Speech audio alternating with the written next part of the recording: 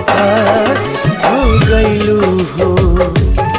तू सनम बेवफा हो गईलू हो।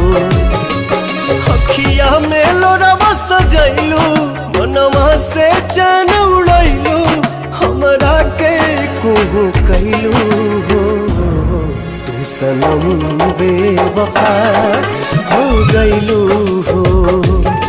तू सनम बेवफा